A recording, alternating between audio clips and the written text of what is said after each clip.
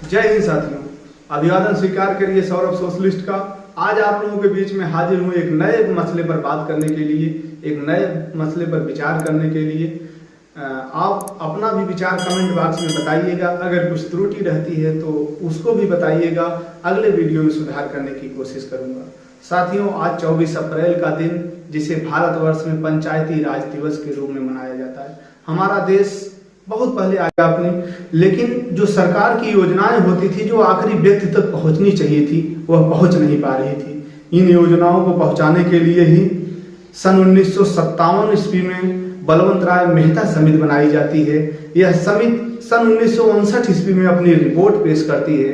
उस समय के तत्कालीन प्रधानमंत्री पंडित जवाहरलाल नेहरू साहब रहते हैं।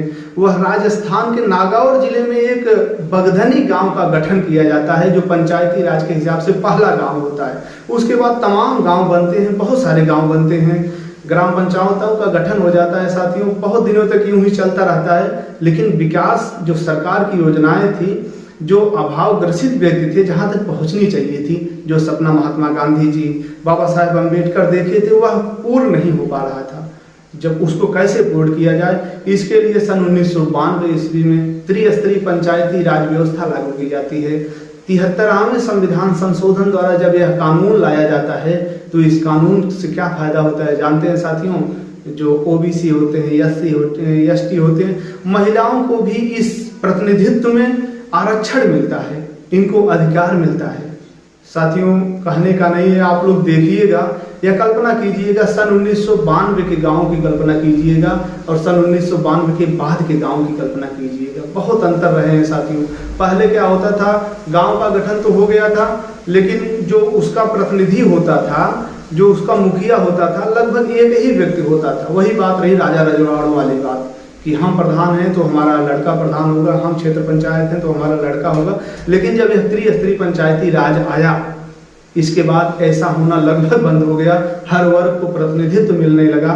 तो जब प्रतिनिधित्व मिलेगा तो वह व्यक्ति अपना विकास करेगा, अपने समाज का विकास करेगा, अपने क्षेत्र का विकास करेगा। आज भी हमें कभी कभी शक होता है कि कितने गांव ऐसे हैं जहां पर एससी या ओबीसी या जो भी, मतलब उनकी संख्या काफी मात्रा में पर्याप्त है, लेकिन जब उनकी सीट रिजर्व होती है तभी उनके समाज का प्रतिनिधित्व मिल पाता है। तो इसमें आज भी लोगों को जागरूक करने की जरूरत है, आज भी समाज में कार्य करने की जरूरत है साथियों। तब महात्मा गांधी का सपना पूर्ण होगा, तब अम्बेडकर का सपना पूर्ण होगा।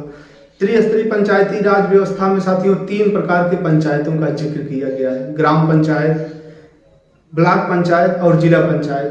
हमारे भारत में लगभग 2,54,000 से ज्यादा पंचायतें हैं साथियों, जिसमें 2,47,000 ग्राम पंचायत, 6200 समथिंग ब्लॉक पंचायतें और 595 जिला पंचायतें हैं, जो मिल करके जो केंद्र या राज्य की जो भी योजना होती है उसको जमीनी स्तर तक लाने का काम करते हैं, लोगों तक पहुंचाने का कार्य करते हैं। हर व्यक्ति के कैसे योजनाएं पहुंचे, इसके लिए कार्य किया जाता है साथियों।